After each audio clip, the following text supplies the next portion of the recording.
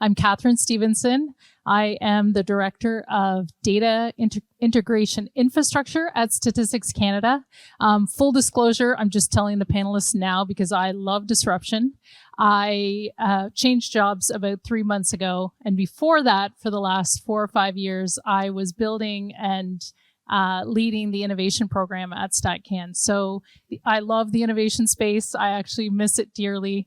My new colleagues in the data integrated infrastructure world are tired of hearing me talk about innovation concepts. So this, I expect, will be a very friendly panel. No pressure to my fellow people up here on the panel.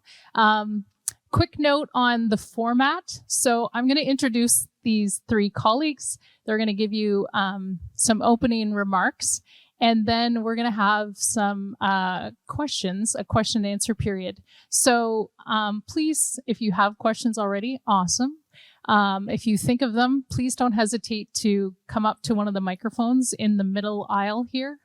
I would be pleased to invite you to share your question with the audience and have their reflections so we can have a really interactive session. So once again, the title of this session is Adapt to Serve, Supporting Public Sector Innovation. On my far right, your left, we have Franco Chiricelli. Thank you. President and Chief Executive Officer at InnovaPost Incorporated and Chief Digital Officer at Canada Post.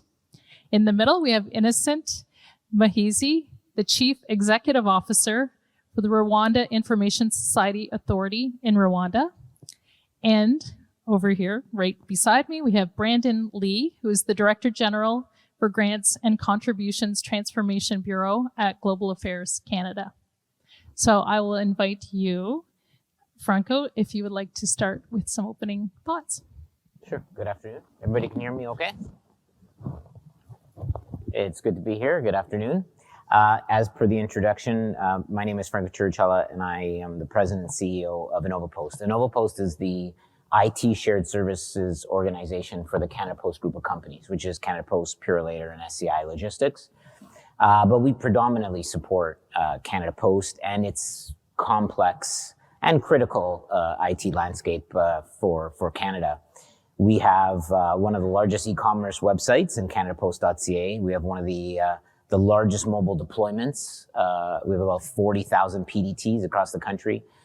And we have one of the largest retail networks that we support at over 6,800 sites.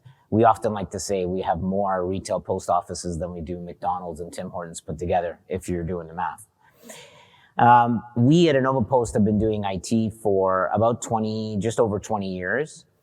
It was first initiated through a joint venture between Canada Post and CGI.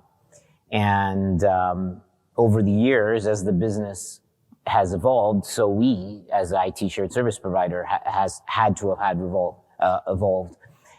And I would say the single greatest milestone in that journey was back in 2018 when we went fully agile as an organization, not only in all of our application delivery, but across the organization, all functions went purely all agile. But that in itself has not brought us to a level of performance we are today. That was just yet another activity, because I'm sure you all appreciate, achieving those aspired end goals, those outcomes, is never one particular spectacular activity. It's a combination of many things that you do consistently and you do well. In saying that, just in the interest of time, I'm just going to cover on a few quickly, and then we can get into them to the extent of questions that you like. So we, as it relates to fostering a culture of innovation, we really focused on three key things: how we approach innovation, how we support the organization in growth and learning so they bring the right tools and solutions to problems, and the last one, how we come together. And on the first one, it's quite simply we do not do IT for IT's sake.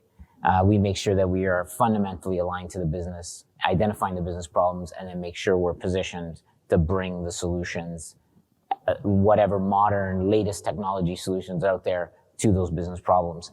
It's not always a popular strategy, but I'm sure through questions we can get into why it isn't. As it relates to growth and learning, we saw certainly in and around COVID that one of the best things to do was to ensure that you had the right talent in the organization was to ring fence your own talent. And so we focused obsessively on growth and training opportunities. We invested in platforms such as LinkedIn Learning and Cloud Academy and so on and so forth, offering opportunities within the organization. And, a fantastic stat we like to say now is, I think pre-COVID, we were filling probably 10% of our internal hires, our internal hires were about 10%. Now we're at about 60%. And lastly is how we come together. I'm a firm believer that innovation, and being able to respond to the business is a lot about coming together and being able to just ideate together and whiteboard. It's fundamental to the process. And so we've done a number of things at InnovaPost to create excitement about coming into the office, albeit not 5 days a week. But when conditions require it, we ensure that we've created an environment where people want to come in and want to work collaboratively, because I think that's the genesis of how you collaborate, how you innovate, and how you respond to the needs of the business. Great. Thank you. Innocent. Thank you. Thank you for having me. I hope you can all hear me. My name is Innocent Muhezi, Chief Executive Officer of Rwanda Information Society Authority. This is a government of Rwanda agency that is in charge of digitization of all government services. When I looked at this topic, adapt to serve, actually I think it should be a mantra that every civil servant should take on. But specifically, what does it mean for us? 20 years ago, I'll tell you a story. More than 20 years ago, the president of Rwanda decided that technology is not going to be something that we just hear about, but rather something that we embrace. And at that time, he faced a lot of pushback. People are saying, why would you invest in technology instead of building a school or a hospital? But because of his vision, he said, technology is going to be an enabler of whatever we do and everything that we do. Based on that vision, we built digital infrastructure whereby 95% of the entire country, Rwanda is a small country relative to all the other nations, but 95% of the country is covered by 4G network across. We have more than, actually every single district and every single border of Rwanda is covered by fiber optic cables across. Then on top of that, we started deploying services. What was challenging at that time, and that is where the topic speaks to what we were doing, is that nobody really understood how technology can be applied in the day-to-day lives and able to be able to offer services. So at that time, we formed a public-private partnership with a private company, and we started, offering all the government services online. And by offering services online, you would wonder, what does it mean actually in the literal meaning of it? For example, if I want a death certificate for my deceased loved one, you would have to wait for months and actually years to be able to get it. Leave alone that even just a birth certificate, it would take months to really be able to get your birth certificate. But right now, from wherever you are in your office or home or whatever, you can be able to get a birth certificate, you can be able to get all these services that the government offers. We have more than 109 services online. But that took a lot of convincing. It took a lot of deliberate and intentionality to really be able to deliver them. And along the lines, we really faced a lot of pushback, especially, because budget was an issue. Be able to, how do you convince to invest $2 million in developing a platform when actually $2 million could be able to build, 10 schools or, 10 hospitals? But really along the line, it really came out to really prove a point that with these investments, they're really going into really credible use and really a lot of things are happening. So based on that, along the investments, the president also said, you know what, we really need to send our really bright students to really top universities. And it's way back, I'm actually a product of that because in 2001, I graduated from the United States, one of the universities in the US. Can you hear me? Okay, I guess you can. And then I had to go back and, went along the journey. So talent is critical. And, we really had to invest intentionally in developing digital talent.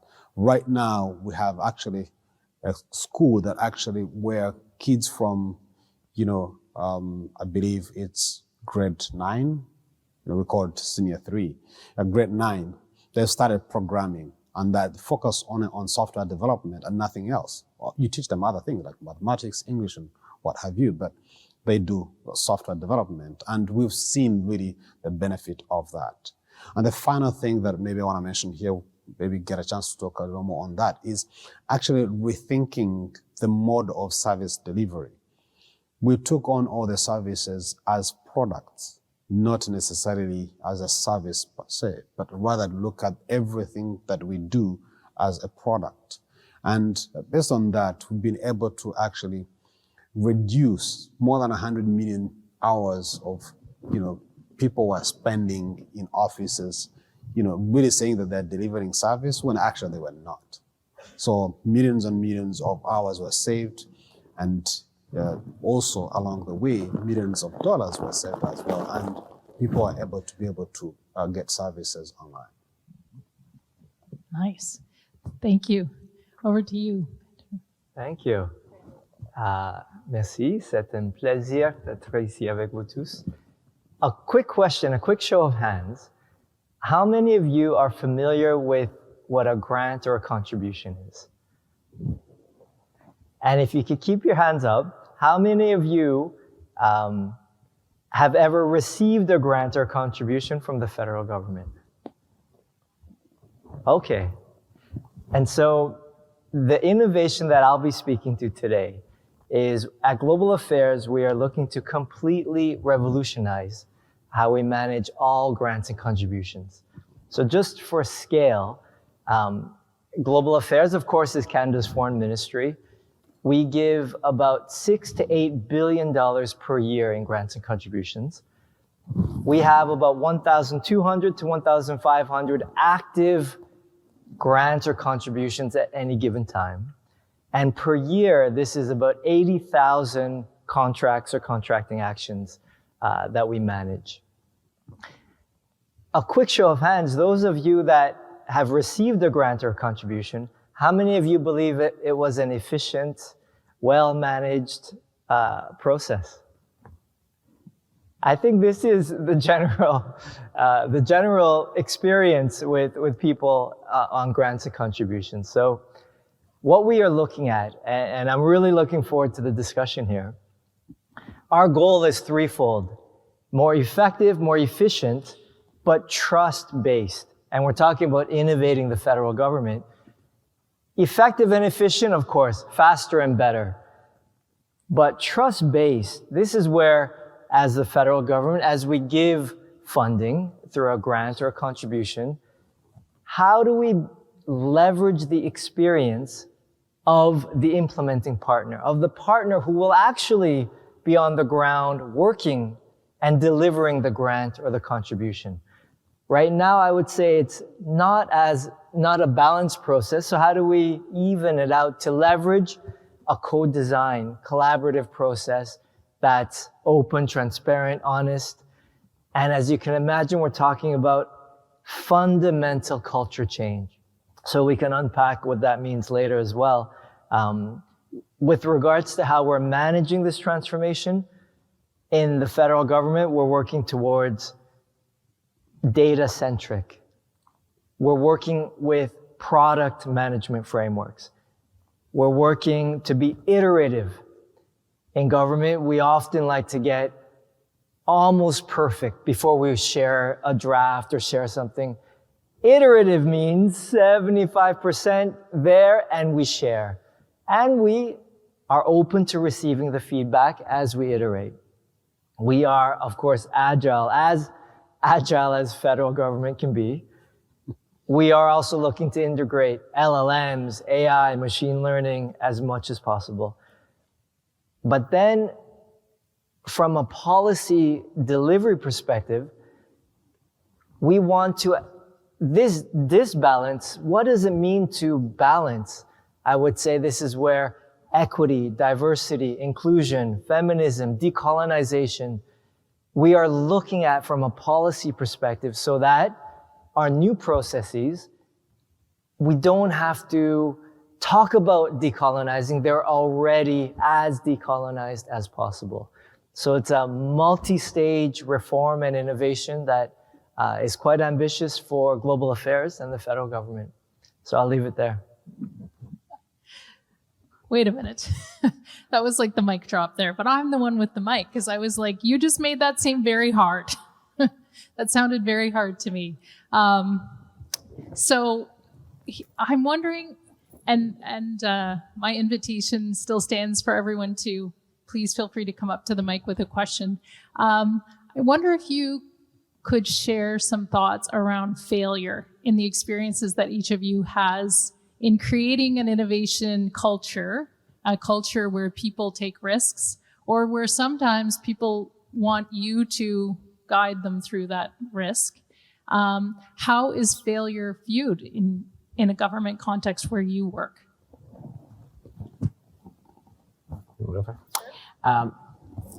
So the way we approach innovation, we approach it to solve for business problems. So from that perspective, we don't necessarily look at them as failures because we're just trying to solve a problem. Maybe one didn't solve it as much as we wanted or case may be. But when we approach it to that the core objective is to solve for something, we don't see them as failures. We more see them as learnings, right? And then you just iterate on those learnings. So if it's, I would say, a recognized, funded work stream, and we're working on solving a business problem, they're not necessarily seen as failures from that perspective, right? I make the differentiation because, again, we don't focus too much on saying somebody comes into my office and says, I want to try something with AI randomly. I'm going to go look in the organization and find where I can do AI. And they come back and they say, well, I failed to find a use case for it. To me, that's where I define it, like, would be a failure. Because in one way, you'd argue it's misguided because you had a hammer and you were looking for the nail, right? Where for us, it's we try to focus on, we're trying to solve a business problem. We might apply many different technologies and approaches. Some fare better than others, some don't. Either way, that's all learning, right? To get us to our ultimate destination. So those ones there, we don't consider them as failures per se. That's super interesting to see how the focus is really on solving the problem as opposed to, what often happens, which is, look at this cool shiny thing. Couldn't you use this? So very interesting. Innocent, what's your experience? I must say that I envy my friend here, Franco. He's a very lucky man because failure is, from a perspective, criminal, almost, so to speak, because if the government has funded a particular project or a system, millions of dollars have been invested in it, and then it fails, actually, some people lose their jobs, others even go to jail, So under that, actually, from an innovation point of view, it's a big problem. You are meant to fail in one way or another. So if failure is criminalized or is punished, then how do you innovate? How do you become agile? How do you try things out? So for me right now, for example, I have to really balance being able to take a risk on a particular project and a system, and really making sure that, tomorrow I don't lose my job or, somebody does not get in trouble. And it is a very delicate balance because you have to understand this is a public funding. The treasurer is there and there's an auditor general of public accounts who is going to see how did you use, public funds that you were given as an institution to be able to deliver to citizens. And this is really the fundamental problem that we really have to deal with. Because a little earlier somebody said that you have to really follow the waterfall model, which is in today's time and age, it doesn't work. It's really failed. And, COVID really proved it. By the way, during COVID, we were able to move a lot of things. From a digital point of view, we were really able to develop. I had a couple slides, but I didn't want to use them. We had to develop a system within 5 days where people would really dial in using, an old technology, USSD, to really give, the vital signs they are seeing, and they're able to be referred to go see a doctor, or you say that you're okay. And we had to do it in 5 days, and really able to, for example, during lockdown and where people had to go for essential services, we had to develop, we called it a movement permit system, where you had to apply, be given permission to travel, to, move around. Either you're going to go to the hospital, or you're going to, to buy grocery or do something else. If you didn't have that, authorization, you couldn't do it. And if we didn't really take a risk and say, let's try out this system, we couldn't do it. But from a public point of view, risk is a big issue. So right now we're trying to figure out how do we, balance that delicate balance. And maybe just to amplify, I think words matter.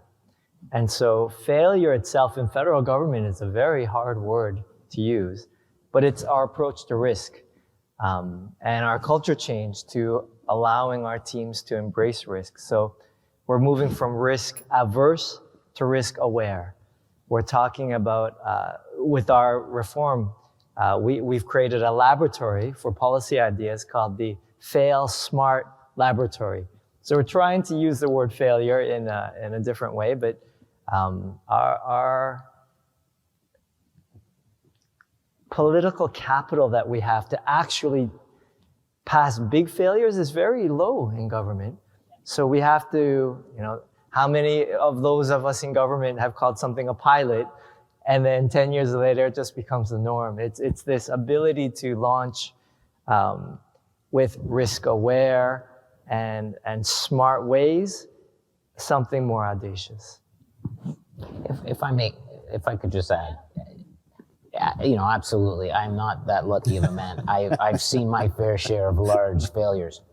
But in the context of responding for innovation, we try to keep them very tight, right? So a perfect example would be so everybody knows the shipping and delivery space is intensely competitive, right? I'm sure all of you in here enjoy deliveries from our main competitor, right? Fair to say. And so one of our biggest business problems is how do we differentiate ourselves against those giants, right? Like what capabilities can we bring that differentiate ourselves? And we had a team of individuals that came forward and said, hey, we go to street assets, we go to CMBs, we go to delivery houses, we go to them with far more frequency than our competitors.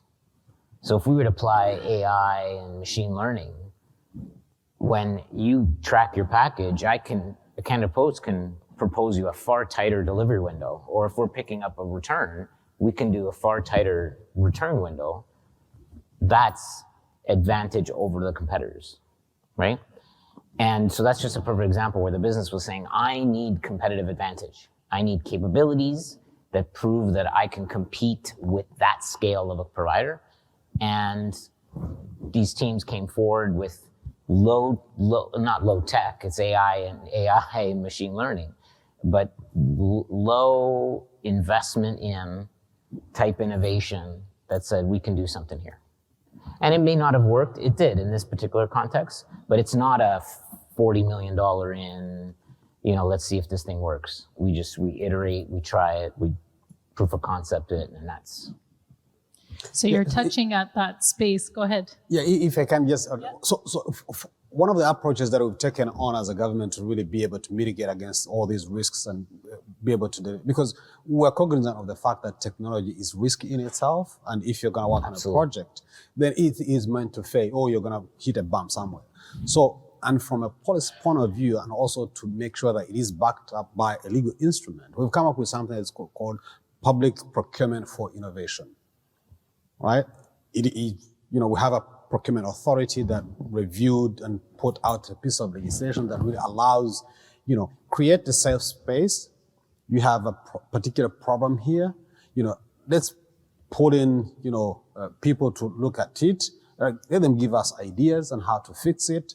And if one emerges to be able to address the problem correctly and effectively, then that person or that company gets a contract, right? And that has allowed, it is still in its infancy stages, but it is really proving to be able to allow us to really adapt and in an agile manner be able to address some of the issues. Otherwise, we would have taken years, because our process is that you have to have a feasibility study, say, yes, I'm going to invest, however many millions of dollars. I've studied the problem. This is what the issue, and then you prescribe what the solution is going to be. And I tell my colleagues, like, guys, this is a joke. It is never going to work. If we knew what the solution is, we would have fixed it a long time ago. Why don't we allow, creative minds out there to really come forward and tell us, actually, you're fixing it the wrong way, or you're fixing a wrong problem. Actually, the problem is on the other side. So that has allowed us to really be able to move forward a little bit. Love it. I think, it comes back to that idea, as you all mentioned on the top, about really understanding the environment in which you operate. What's that competitive advantage, or where's that value for the end user, where they become the ones, as you mentioned, they have a good experience. They're going to become salespeople for not only what you produce, but the culture of how you operate. And it is definitely tricky. I always have to ask the fail question, because you hear this all the time at a very high level in the government of Canada. Oh, we love failure, and it's like, that's so not true. We don't actually. A question from the audience. Question is, how do you enhance capacity building for public servants, especially for innovative projects? So we talked a lot about agile change, but we often forget about balancing adaptability and change, capacity to change. So how do you enhance capacity building when we are talking about innovative projects? Very interesting. Actually, it is one of the biggest challenges that we have right now. Two actually, I will combine to one: hiring the best talent. As a government, we cannot attract the best talent. And if we do get whoever we get, how do you keep them, or how do you, give them tools? So right now, one approach that we're taking, we are partnering with different organizations, higher learning institutions, but also, private companies. And what we're testing out is, we have a university, it's called African Leadership University, and we have taken, 30 of our, digital leaders in different sectors, and giving them a 1-year leadership product management training program. But the difference is that it's not an academic program. At the end of the day, they're going to get a certificate of some sort, but rather they are taking on some of the projects and activities they are working on in their day-to-day jobs. It is what used to be called on-job training, but diced and sliced in a different manner, because it is actually pulling in industry practices that enable them to really be able to effectively deliver on their projects and activities. But the second thing is that you really need to allow your teams to go out. What we're doing, we encourage them, go talk to your colleagues in the private sector. How do they deliver what they deliver? How are they working? What are some of the methods we can be able to pull back? And the final thing is that I think this is where public sector is terrible. You hire someone, but letting go that person becomes a very big issue. So we're trying to now make sure that if you don't deliver, we'll let you go. But I must tell you, it's a mountain to climb. And maybe to add on to Innocent's comments, your question is a core one at the center of innovation. And I think for us, we're taking an interdisciplinary approach So of course there's professional services, which the government is very well known for. But for us, we're looking at bringing talent in directly. We have to look at sustainability. The ambassadors of the change will have to spread the new way of working throughout the department. So we're looking at interchanges, so bringing in organizations, partner organizations. On the IMIT side, we're partnering with Code for Canada through Interchange to bring in private sector IMIT experts into global affairs to help with this change. So we're also looking at, I think they've rebranded, but there's a program called Indigenous Talent Cloud to help Indigenous young IMIT professionals get employment at the federal level. So we're looking at all levels to create as diverse a team, so then we're truly interdisciplinary to create sustainability and strength.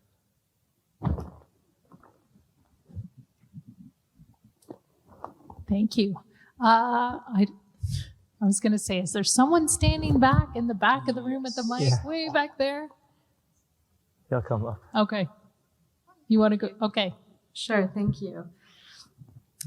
So I'm a human-centered designer, so I feel like I play a role in innovation, and I just want to thank Brandon Lee. The fact that you even use the word decolonization within this context is like just incredible, and everything that you've said, you've really included people within the process in your comments.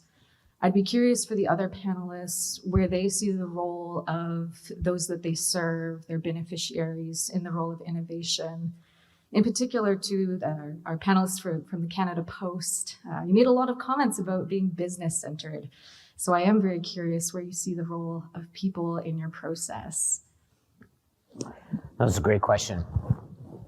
Actually, we're very pleased to say that in the last couple of years, our employee satisfaction rates have been at the highest they've ever been in the 20-year history. We're at about 84%.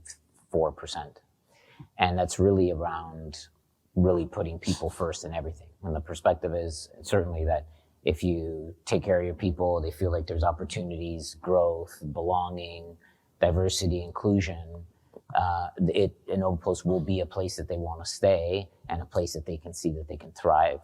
I think I mentioned in my opening about education and growth, and we didn't stop at just particularly say that in the job function they're in, but anything that relates, anywhere they aspire to be in the organization to support their growth. So, Sorry, I mean like the public that you serve, people who are receiving mail, how are they involved? Oh, my apologies. Okay, so when we develop solutions, we do all sorts of ways to canvas Canadians to understand the products and features that we're putting out there are the things that they're wanting to do. Everything from surveys to we have our designer communities. They'll go into the malls and they'll canvas Canadians. We try to get as much real feedback as we can. I mean, the organization uses the agencies at times, but sometimes we like to do it more genuine, more face-to-face. We'll do that right downtown Toronto at Yonge and Dundas Square. They'll do it in Vancouver. They'll do it in Halifax to try to get what are the products and the services, especially the younger generation, the new, what do they see in a Canada Post, right? What are the services? How do they see them supporting Canadians and the services that the younger generations find that are important? Thank you. Hopefully an easy one. The main barrier that I've seen over my career in government, excuse me, has been around risk, and risk being the barrier to innovation. Question for you is, are there specific examples in your practices where you have found ways to address risk aversion in an organization, be it from a cybersecurity perspective, funding, people? I think we've talked about a bit here, but are there ways that you folks have sort of in your own practices de-risked or addressed risk aversion? One example that I just gave is how we try to de-risk like project failure, for example, where we go through It is sort of like a sandbox model that we have adopted that is backed up by legal instruments that we call public procurement for innovation. But it still could go the wrong way if the solution that it envisaged does not deliver what you intended it to deliver. But the difference is that right there, it is not considered as a failure. It is, you knew that it might fail. So what actually has gone away is actually, from the onset, you are sure that you're going to get, a product at the end of the day. Right now, we know, yes, we might get product or solution, or we might not. And that allows people to accept should something not go the intended way. For us at Canada Post, Inova Post, I would say that, just the management culture we've created is a very tight-knit culture. But we overlay that with I would say an appropriate amount of governance to say that if things are done and they don't go as planned, really the perspective is we were all part of that, right? And so we try to dispel that risk aversion, because usually the risk aversion is because you personally think you're going to be penalized or take the brunt of that.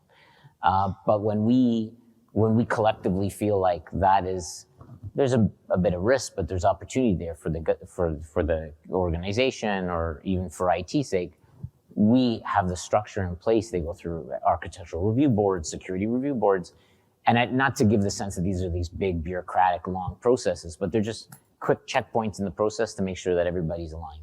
Now, if somebody goes and puts something on the network on their own in the middle of the night, right, then that's probably not a good thing, right?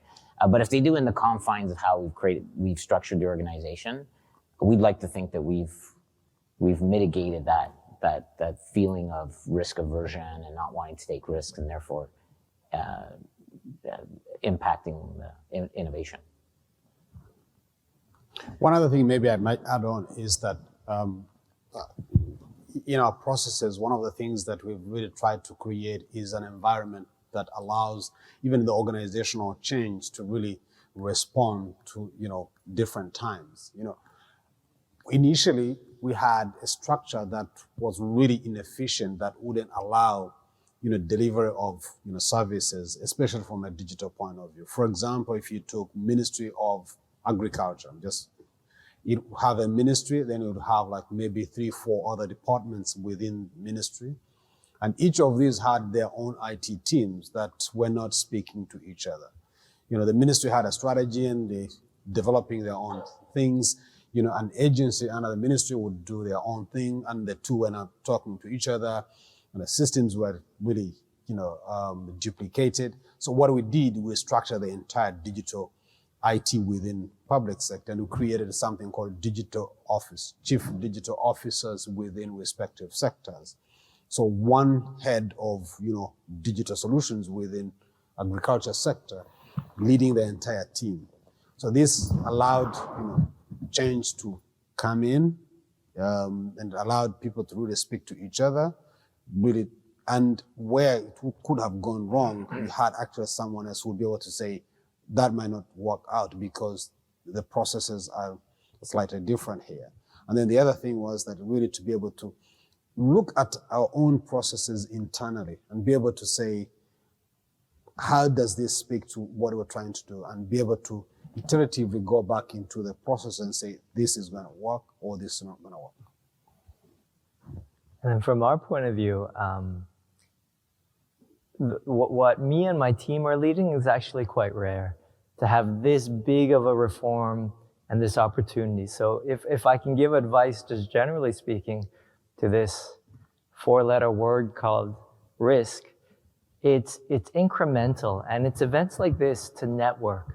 For example, even financial management at Global Affairs, humanitarian crises, or look at how much better we were able to manage risk post the pandemic.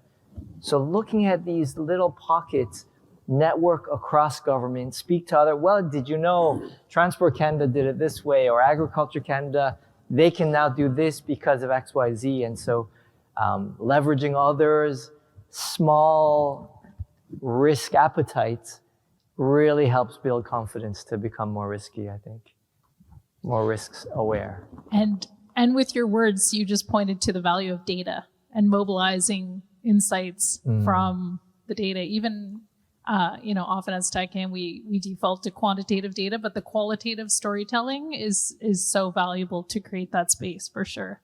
Okay, we have 5 minutes left, so I'm going to stack your questions together. Please go ahead. Okay, I'll try to be quick. I want to ask about systems innovation. I want to go back to the beginning of the conversation. We talked about solving the problem, and I find government we like to silo things, and solving the problem looks different when you're in the different silos. The policy person says policy needs to be written. Check, we're done. Then there's implementation like G's and C's. Do we have a mechanism to get money out or something? Yes, but does that G's and C's money address the social need that the policy was first intended to do? And often we look at optimization within our own silo, but we're not optimizing the system. I'm just wondering if you can comment on keeping that big picture in mind and impacting substantive, true innovation that helps the Canadian public at the end. Love it. Thank you. And the second question. Well, we were told this morning to be a little fun, so I thought I'd come here and ask a fun question. Is there such thing as bad innovation? And follow on to that, do you measure your innovation?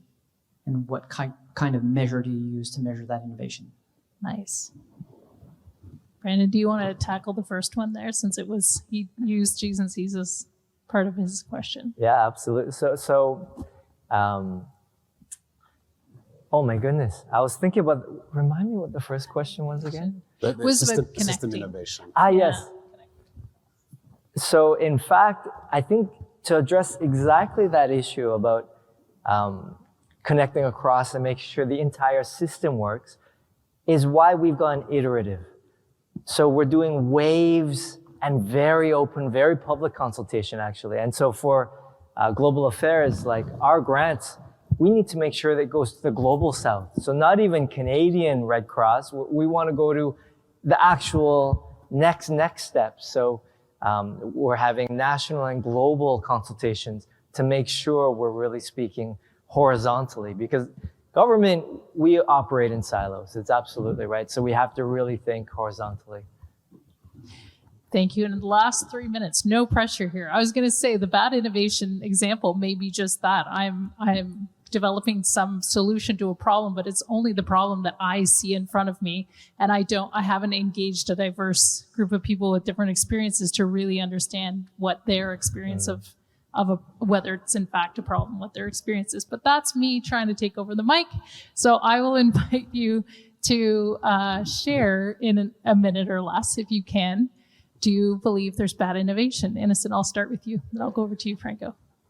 I really don't think there's anything like bad innovation. I think it all needs to be contextualized. What might seem very bad, but might actually be addressing someone else's problem. So I don't think there's something like bad innovation. It all needs really you need to be in that moment to look at it from that lens, And the second question you asked, which is very important, is that do you measure that? You actually can measure, and actually you really need to measure your innovation. And how you do it is really, there are a number of metrics they can be able to use or to look at. For example, is it creating any impact on the other end, where it is, whatever you're doing, is it creating an impact to the society, to the people you're serving, or to your constituents or your audience? Number two, how are you able to deliver it? What did you spend? How much did it cost you? Or how long did it take you to be able to deliver it versus what you were doing before? And I think for me, those would be the metrics, and that's how you'll be able to measure it. So in terms of how I was going to answer it, is there any bad innovation? And from a business sense, I would say no, right? Because if you're in pursuit of solving a problem, it was a good effort try.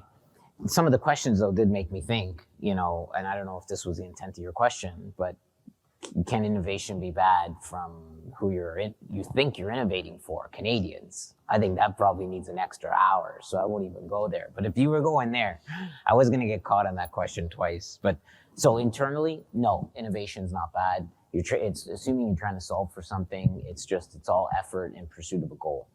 But sure, I'm sure there's innovations that can be done. I mean, there's probably a panel somewhere in this forum that says AI is not good for society, but I won't go there. Do we measure? We did many years ago. We had a funnel. How many came in? Did they come to fruition? How much money? We ended up measuring too much, people debating it too much, so we dropped it. And if innovations come through and they hit the mark, they are widely celebrated, and that's how we measure them. Love it. Maybe Last word. a Yes. very quick, to create some healthy tension on the stage. I think there is bad innovation. I think it's definitely possible. Like, look at the federal government. Well, I don't want to call out any people, but we've had innovations that have created way more problems, that have made the front page of the newspapers. And government, we can make things way more complicated than they need to. So I think this is why the measurement question is the most important. We have to make sure that we measure and see what we want to achieve is being achieved. I think the how, we can definitely trip ourselves up. I think it's a great question to end on. Thank you. Thank you both. Thank you all for your questions. I always come back to around innovation. There's like individual people like we see sitting around in these tables, and what kind of agency do you have and how empowered are you, and do you have access to things, including the permission and the encouragement to do it? But then people operate within systems. There's governance, there's bureaucracy, there's policies and directives, there's the culture, the dominant culture, when risk comes in, and thinking about how do we structure, feed, nourish, or kill those non-human parts of an organization. So lots to think about. Thank you all for your attention. Thank you, Brandon, Innocent, Franco. Thank you very much. Please feel free to come up during the break as they try to make their way out of the room with other questions, comments, feedback, and have a great rest of the day. Thank you.